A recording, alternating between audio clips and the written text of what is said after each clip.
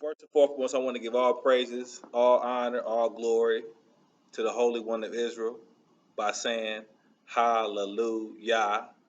Praise Yahweh, the head of my life. Today, I want to make the first presentation of the FFF.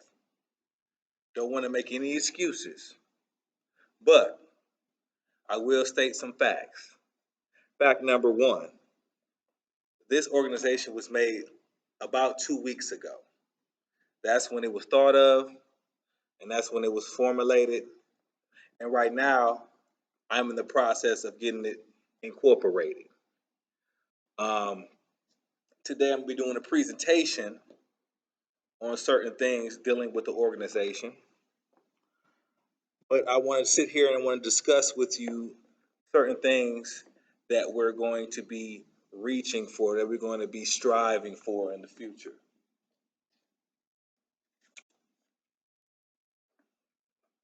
My name is Nathan. I'm with the FFF, better known as Fighting for Fatherhood. I'm looking for board members, vice president, secretary, treasurer, sergeant at arms, public relations officers. I'm looking for all these particular different things in the organization. I have different people in mind, but I need to talk to you all. We need to get incorporated. All right. First things first.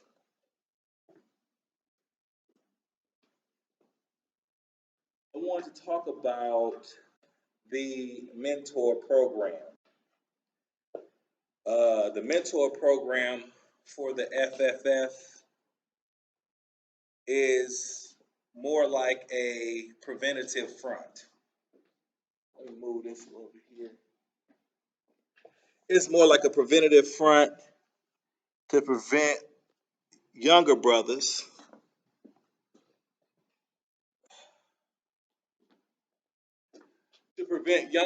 from making the same mistakes that we have made, and we know how we have made those particular mistakes. So the preventative front will let the brothers know that, if you get said woman pregnant, you may have to pay. If you get said woman pregnant, what is the consequences? What are your legal consequences? Will you be able to have visitation of your child when it is born? One thing that most fathers don't know: when a child is born, they get no rights whatsoever. We also want to promote marriage. We want to promote men and women raising a child together, a husband and a wife raising child together. All right? That's one purpose of the gentleman's class, is to be able to do that, to be able to promote that. We also want to have something for the fathers who are depressed. And let me make sure. We want to do something for the fathers who are depressed. The fathers, we want to have all the fathers come together and talk about their particular issues. I've talked to fathers recently, and they expressed to me, I remember one in particular I would never forget. He expressed to me that he doesn't care about a red light. He doesn't care about the speed limit. He's hoping something takes him out because his heart hurts not being with his child. And not only that, but to add insult to injury, he's not with his child, and child support has made it impossible for him to live. We're going to discuss certain things. We also going to have co-parenting mentors. We're going to have somebody that can be somewhat of a mediator. a mediator between mother and father in order to, if those two cannot get along, then we will have a mediator between them.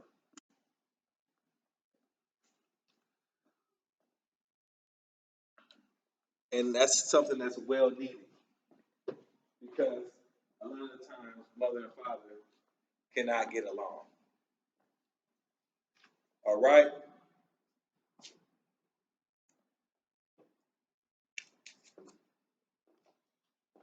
One thing about the purpose of the YouTube channel is to give good fathers a place to vent and a voice.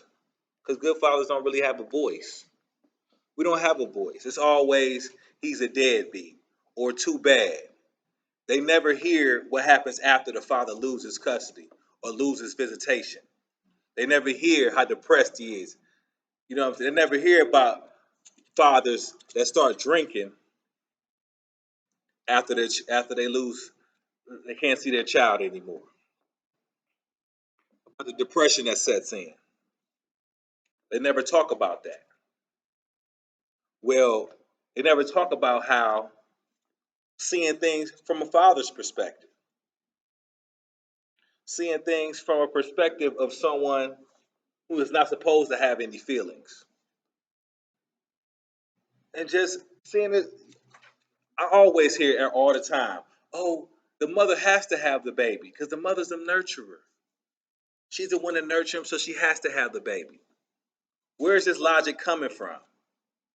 Where is it coming from where they always are a better parent? We're going to talk about that in a little bit. I'm making this presentation. It's the first one, haphazard. I'm not going to tell you that I'm not going to go over this information again. But what I will tell you is that this is going to be some hot fire. Now, I also, on the YouTube channel, will be conducting interviews on the truth behind the injustices done to good fathers. We want you to hear these fathers, hear where we're coming from, hear, have a voice for us. We need to speak because we get done dirty and nobody wants to say anything about it. All right. We also have something that we're trying to develop called the preparation station. Initially called the man cave, but talking to the brothers, they don't like that name. So the preparation station is a place for fathers who are on child support who cannot legally afford legal representation to be able to go and have a Black's Law Dictionary, have different motions and different terminologies and different ways of thinking about going to go pro se, different literature that they can go to. And we're going to go over some of that literature on the board. Different literature they can go to this is a place for us, a place for fathers, man. If you're depressed, you're not around your children, this is where you go. So you can be around other fathers who are going through the same thing. Because we can help each other. Lean on me. Because I'm not strong. I'm not strong enough. I need all your support.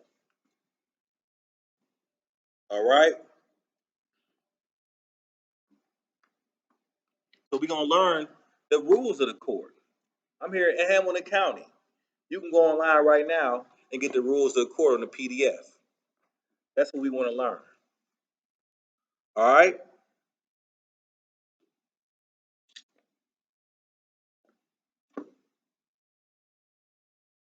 So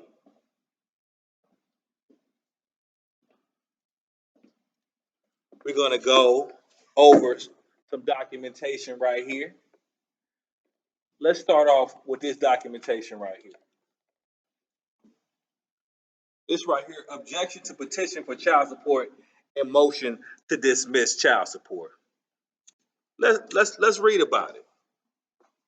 Now comes my name, authorized representative for the alleged defendant in the above style civil action, and files this objection to the plaintiff's petition for child support for failure to state a claim for which relief can be granted, lack of jurisdiction over the person, and on grounds of unconscionable contract or clause pursuant to Ohio Revised Code 1302.015 UCC 2-302. Child support contracts are unfair. We know this. What does it say? I want y'all to notice one thing. I read. I, Nathaniah, as an authorized representative for the alleged defendant. The defendant is right here. This right here has my name in all capital letters. That's the corporation. That's not me. I'm the authorized representative of that corporation. All right. I need y'all to get an understanding of this. And we're going to go over this. I wish the brothers would pay a little bit more attention. Right here. Child support contracts are unfair and oppressive to one party in a way that suggests abuses during its formation. Therefore, shall not be enforced in any way whatsoever. According to the Child Support Enforcement Act, such contracts, if consented to, use unreasonable means of enforcement, such as frozen bank accounts, suspension of professional licenses, wage garnishment, suspension of driver's licenses, imprisonment, denial of passport if beyond more than $2,500, reporting to credit bureaus, thus affecting their credit score, interception of tax refunds, workers' compensation awards, or part disability benefits if the expected payer is not able to perform.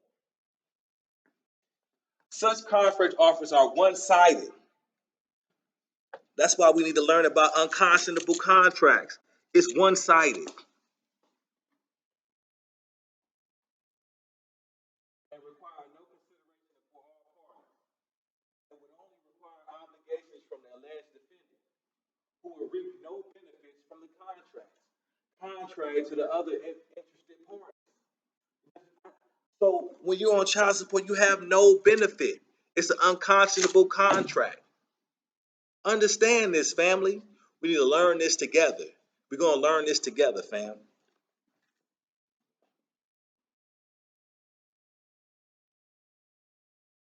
The alleged defendant, therefore, does not consent to any child support contract offer, objects to this proceeding, and demands for the plaintiff to cease and desist from further fraudulent attempts, schemes, intimidations, misrepresentations, ambiguity of terms and contract with respect to child support contract whatsoever.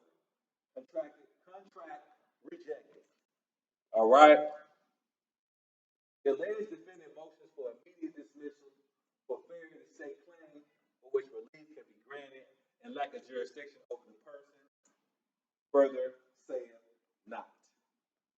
All right. Right here is rebuttal or presumption of court. I'm not going to go too much into this. It's dealing with the Bar Association. All right. I'm not going to deal too much with that. I'm going to keep it moving.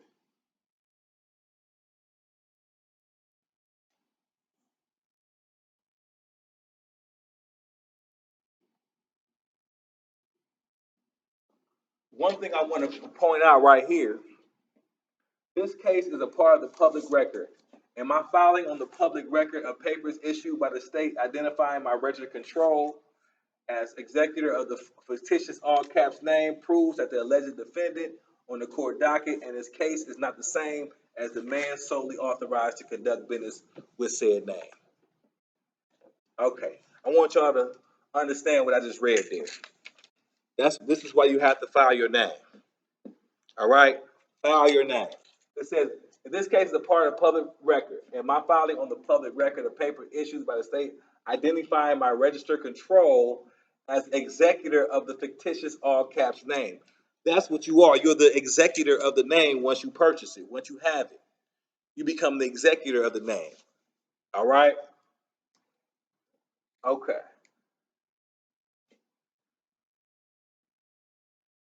And it separates you from the name right here. It says, executor of the fictitious all cap name proves that the alleged defendant was the defendant. I'm the alleged defendant on the court docket in the case is not. Wait, hold on. It said the alleged defendant is a corporation with that all caps name. Let me not confuse you. The alleged defendant on the court docket in this case is not the same as the man solely authorized to conduct business with that name. I'm the man to conduct business with that name they put on the docket. Now, like I said, I don't want to get too deep into this. And I think I'm going to start a whole new video after I'm done presenting this. I got more to go over. All right. But when I'm done presenting this, I'm going to keep it moving. All right. Now, understand this. Inasmuch as every government is an artificial person, an abstraction, and a creature of the mind only, a government can interface only with other artificial persons. What does that mean? That means the government, that means those courts are interfacing with your artificial man. Your name in all capital letters is what they're interfacing with. All right, let's keep going. The imaginary having neither actuality nor substance is foreclosed from creating and attaining parity with the tangible. The legal manifestation of this is that no government, as well as any law, agency, aspect, court, etc., can concern itself with anything other than corporate artificial persons and the contracts between them. So we see that child support has to interact with your legal fiction. It cannot interact with me as a flesh and blood man. All right, let's continue. Now, right here, it's talking about violation warning. This is right here. This is how they violated your. Let me make sure. This is how they violated your rights. And you might not can see this, but I'm going to have all these documentations in the FFF Facebook group. This is going to grow. I know it's hard, at the beginning. It's only been 2 weeks. So I'm moving and I'm putting in this work. It's going down. It's no way they took my baby away from me. It doesn't matter. It doesn't even matter if I get him back at this point. Because I didn't talk to too many fathers. And they say, keep going. They say, keep moving. So guess what? All right. Private administrative officials are not granted power to usurp authority over man and his property, nor exercise authority over man under the color of law. What's the color of law? Fraudulent. Child support is under the color of law. It's fraudulent. All right. 18 U.S.C. 242 provides that whosoever under the color of law, statute, ordinance, regulation, or custom willfully subjects any person in any state, territory, commonwealth, possession, or district to the deprivation of any rights, privileges, or immunities secured or protected by the Constitution or laws of the United States shall be fined under this title or imprisoned not more than 1 year, or both.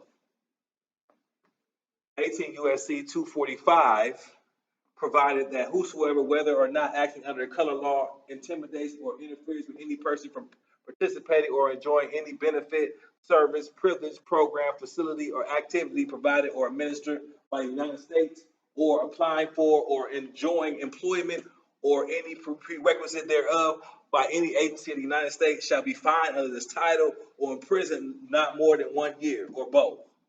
Provided that every person who, under the color of any statute, ordinance, regulation, custom, uses of any state or territory or the District of Columbia, subjects or causes to be subject to any citizen of the United States or other person within the jurisdiction thereof, of the deprivation of any rights, privileges, or immunities secured by the Constitution and law shall be liable to the party injured in the action at law, suit in equity or or other proper proceedings for redress. All right, so let's talk about violating your rights in the color of law. In Hamilton County Juvenile Division, all the magistrates violated your rights under the color of law. All of them. They're all under a Title 4D contract. All of them. Which one of magistrate serving isn't under the contract? Tell them to swear under the threat